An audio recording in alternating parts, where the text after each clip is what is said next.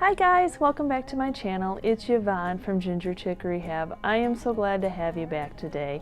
And if you're new here and visiting my channel for the first time, welcome. I do lots of DIYs, trash to treasure, furniture flips with my husband Chris, and thrifting adventures to fit into the farmhouse decor. So in today's video, we are bringing you it's kind of like when I'm out thrifting, I see pieces and parts, or I see shelves that are in dire need of updating or a makeover, or sometimes it's even just pieces and parts of shelves that I know that we can put together and make some beautiful farmhouse shelves.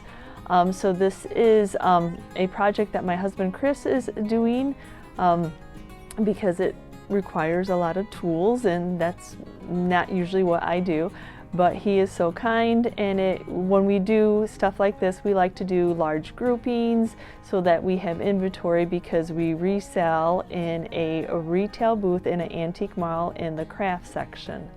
So when you're watching this video, that's what we're making these all for. So I just wanted to share this with you, the process of how we make these, and when you're out thrifting, some of the items that you could look at that maybe you otherwise overlook, that you never thought, oh, I didn't know I could do that with that. So this is what today's video is about, is us upcycling some thrifted shelves and some pieces and parts to make some new shelves. And then also there will be a quick product review. The company Newair, that we have been generously has supported our channel, has now sent us a heater for our workshop. So my husband Chris will be doing a little tutorial right before the video to thank them so much for the little heater for our workshop. Hello everybody. Newair sent us an portable electric garage heater. It's preferred for garages, workshops, and more. The features in this include, it's got a powerful fan that moves 116 cubic feet per minute. It's got an adjustable temperature. It's portable and lightweight to be able to move it wherever you need in your house or garage. It's adjustable tile, directs heat to exactly where you need it. Let's open it up and see what we've got. All right, so here it is out of the box. It's a nice little unit, metal all the way around, adjustable height. The controls, it looks like this is the off, fan, power, and then the temperature control. Let's plug it in and see how it works. All right, we have it plugged in now. So I've got the heat set to max.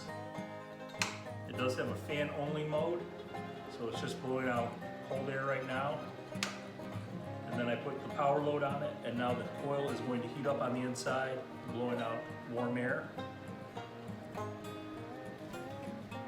I was reading through some of the instructions here in the manual, and this thing will actually do over 5,000 BTUs, which is enough to heat up or keep warm about 161 square feet space. This is going to work out perfect for us because we have actually a paint booth that is not heated, and in Michigan it's starting to get fall now, so the temperature is going to start dropping quicker and quicker. We can leave this in there while our paint is curing, and it should keep it nice and dry. So this is the ambient temperature right now in here. It's roughly about 55 degrees. Not super cold, but let's see what happens in about the next 10 minutes. All right, so I decided to move it into, this is the paint room that we've got, where we're going to be doing all of our spray paint onto our furniture and everything. This room is roughly 12 by 7.5. It's been running in here for about 5 to 10 minutes. And this room has already come up to, it's over 60 degrees in here. The one thing that I will say about Newair's products, because we have the fan, we have a refrigerator, they're so quiet. I mean, this fan is blowing right now, and you can't even barely hear it. The big fan that we've got in the main shop for the hot summer days that we do get in Michigan, you can have it on 3 and you don't have to raise your voice. I find that there's nothing more annoying than when a fan is just sitting there humming right beside your head. So kudos to Newair for making such a good product. I would like to thank them for sharing this with us, and we'll let you know as the winter goes on how well it does in this little room. Thanks. So here's the first little shelf that I picked up, even though hopefully I get it cleaned and it doesn't even need a paint job. I thought it was absolutely beautiful when I thrifted it. It had some fake flowers on it that I just threw away, and I really didn't show it in this. And then these shelves are ones that I have thrifted, and then there's pieces and parts that I also thrifted over the time of thrifting that I like these house letters. I can just envision those as 1 through 6 on a shelf, or these little alphabet hangers on this shelf. Sometimes if you watched our riser video, it's just pieces and parts that you see when you're thrifting that you just know you can repurpose and use somewhere else. But I never wanted to go into making shelves when we first started our booth, but they sell really well, so you make what sells. For this shelf here, we were given some baseboard by a friend for free, and so Chris is just going to make a shelf for the top of it. No corbels needed, just to keep that detail, even though we're going to be painting it white, just to keep that nice detailing of that old baseboard. So what he's doing is taking this piece of pine and just fancying it up a little bit using a router, just to give it a nice detail edge, just to match that old molding or the old baseboard. And then now he's just going to take some Titebond glue and then see how that had that nice little top on it. That's just a perfect place for this shelf to sit, so it doesn't need that extra strength of the corbels on the side. So this Titebond is a wonderful wood-to-wood glue, and then he will just apply it and then put clamps and let it dry overnight. So for this next shelf, it was a piece of just like the top, maybe a mantle, a floating shelf, I'm not really sure, that I had thrifted. And so what he's doing here is he is gluing it to this piece of beadboard just to beef up it as a very nice large shelf. And then Brad nailing it in to make sure that it is a much permanent pieces and parts put together. And then for this piece, he used a set of corbels that I had thrifted to make it nice and secure, since it didn't have, this is a whole bunch of pieces and parts, but it's fun to make shelves like this. And these are another set of corbels that he just made a whole new shelf out of, just because I thrifted the corbels, and then he had some of that quarter round just for a little detail underneath that you see, So this is some thrifted pieces and parts, some given parts with some new parts. So for the one that had the beadboard behind it, where he attached that beadboard, that's a raw edge, So what he's doing is he's using this Durham water putty, kind of like a wood filler, which it is, and just filling in that raw edge of that beadboard and making that top of that shelf nice and smooth. And I absolutely did not even second guess when I saw this huge hall tree mirror with pegs. Just because that it was broken, I knew that we could glue it back together and it would be good as new. And then after getting it glued back together, just placing clamps to give that nice and tight bond, and then let it sit overnight. And then after letting the Durham water putty sit overnight, also along with all the wood glue that he needed to do on these pieces and parts, he's just going to sand that so it's nice and smooth, so that it looks like it's one continuous piece. And then he had used what he had left over from the Durham water putty for any of the nail holes that he had made, just to give that nice smooth appearance that you don't see the nail holes. And so he just needs to take the sander to them and make it nice and smooth also.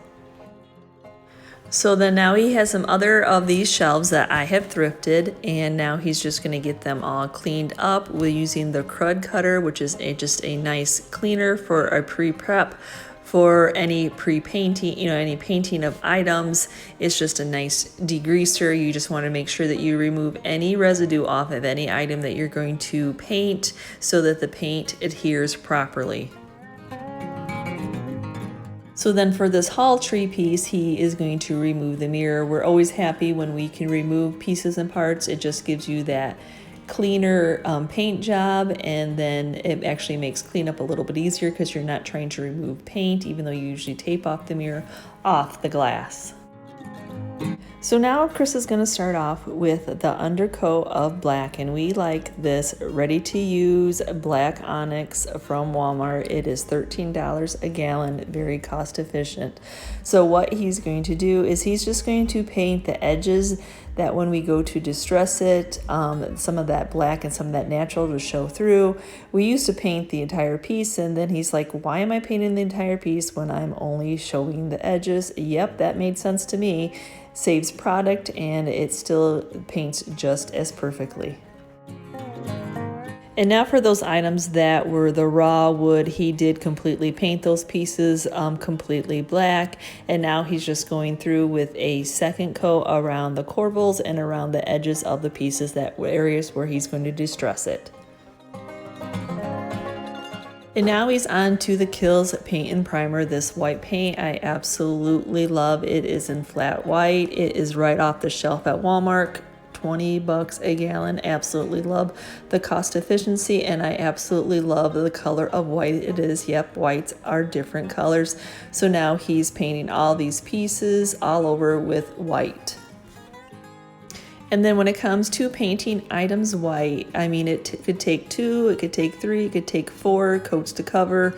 We always choose to do thin coats. So when it comes to sanding, and especially sanding it smooth, that it has a nice smooth finish. So when we're doing groupings like this, it's kind of a round robin of painting. You know, some of these items are going to be staying black, some of them are getting painted white. So it's just kind of nice when you're doing multiples like this. You know, the round robin is kind of like when first one you started with, and then the last one, the first one's dry. So you just kind of keep working around the tables until it gets plenty of coats to cover. So a few of these shelves are going to get a little bit of stenciling. I have this black shelf that I just envisioned. There wasn't really room for any knobs or anything, so just a decorative shelf, but I can envision this little birdies on it. And along with this towel rack shelf, I just thought of plain soap and water. That way you can do it in the kitchen or a bathroom or a guest bathroom, just a place to hang your tile with some little decor pieces. And then for the black, I will be using the apple barrel multi-use in white for the stencil color. And then for the white shelf, I will be using the multi-use black color. And then to cover over the black with the white writing, I will be using the folk art antiquing wax.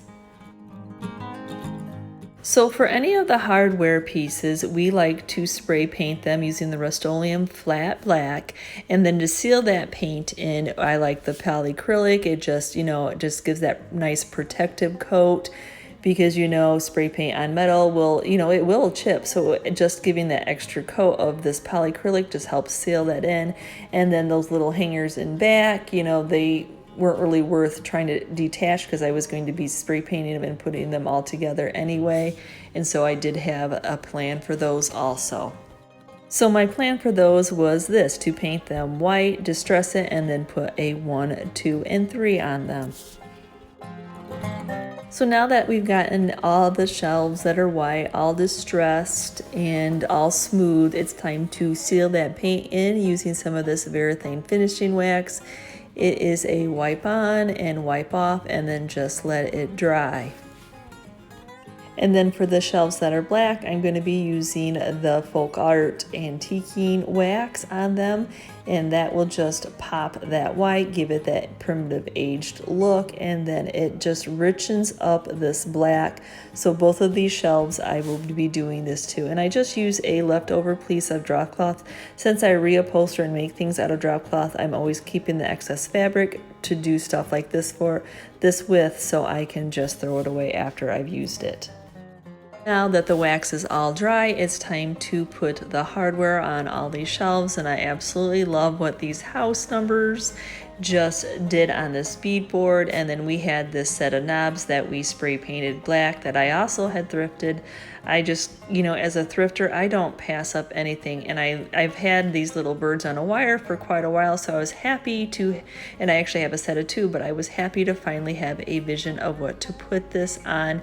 And luckily there were little tabs at the bottom that you could put some wire through. And so then he twisted the wire, and then I put some little bit of hot glue on the back of it to make sure that it didn't scrape up somebody's wall. Oh, the videoing of a mirror and trying to figure out what you're going to see in that mirror. So you see my ceiling fan. But anyway, I am happy, was very happy to run across this very large haul tree. All it needed was a glue and a clamp job and a nice new paint job. And it was so nice to be able to take that mirror out just to be able to have those crisp lines of it being repainted. I absolutely love how these corbels were thrifted and how they turned out on this. And I would have loved to run across another one of these to do 1 through 4. And I thought I had one in my stash that I had for my kids, but I guess I don't know what happens to things. So 1, 2, 3 is what it was. And I absolutely love how this mostly thrifted shelf turned out. And then I toyed with the idea on this baseboard molding shelf. That maybe I'd put some wood, maybe we'd put some hardware, but if you get really close to this, it just has some beautiful details, so I was just going to leave it alone. So on this black shelf with the birds, when I pulled off that vinyl, even though I used a blow dryer so it did not pull, it still pulled a little bit. But you know what, that's the nice thing about these perfectly imperfect pieces of distressing. That's why I love it. It just gives it even a more aged look. And I do think this little shelf is just so super sweet. I love that I found that wording of just soap and water. And I love that it is a towel bar and that you can put some soap goods on top of it or some decorative items. Who doesn't like to make their spaces where they dry their hands all pretty? And no, we did not spray paint those blue knobs that were on this shelf. They were porcelain and that doesn't really spray very well. But I did have a thrifted set of these glass knobs that absolutely look beautiful and perfect. I had 4 and it had 4, so a perfect match. Though lattice is something I usually stay away from, when I was given this shelf and some garage sale things that didn't sell from a friend, I absolutely could already envision those wired birds that I had in my stash on this shelf. Just a perfect fit. And to not forget about this bird shelf, I was happy that any of the paint that was on here was not a chipping. It was just from whatever came off the previous owner's wall, that once I cleaned it with crud cutter, it all came off. So I was very happy. I just think this is just as sweet as it is. And I absolutely love this wire birds. I just think it is so cute, and it's actually perfect for this lattice work on this cute shelf. And then like this shelf, you know, just the details of the corbels on it. And sometimes you just leave a shelf white. I don't need to add any more to it. You know, yes, I could have stenciled words, you know, but sometimes it just gets too busy and maybe somebody just wants a plain white shelf. And yes, we did toy with the fact of maybe putting something behind this and making it a complete, you know, shelf, but I thought maybe somebody would like it as a little towel bar or to hang like greenery or something, you know, or they could hang something in the middle, some kind of decorative pieces. So sometimes you just leave a piece as it is, and it was actually a beautiful oak that just distressed beautifully. Now this massive of a beast shelf, I absolutely love that those were house numbers that I thrifted. I could not pass them up when I got the whole set, you know, for what was it, $309. I got the set of, you know, the whole 6 numbers, and then we already had the knobs and the beadboard on this piece. I absolutely, probably my favorite with those thrifted corbels. So I thank you so much for watching today's video, and what did you think? Have I inspired you to look at thrifted items in another way? When you're out thrifting, you know, those are pieces and parts. You know, did I give you any ideas of something that you may even have laying around and how to use it in a different way? So I thank you so much for watching, and if you're part of my YouTube family, thank you so much. And if you'd like to become part of my YouTube family, just to hit that subscribe button. And as always, don't forget to hit that notification bell for when I upload a new video, and give me a thumbs up, a like, so YouTube knows that you like our kind of content.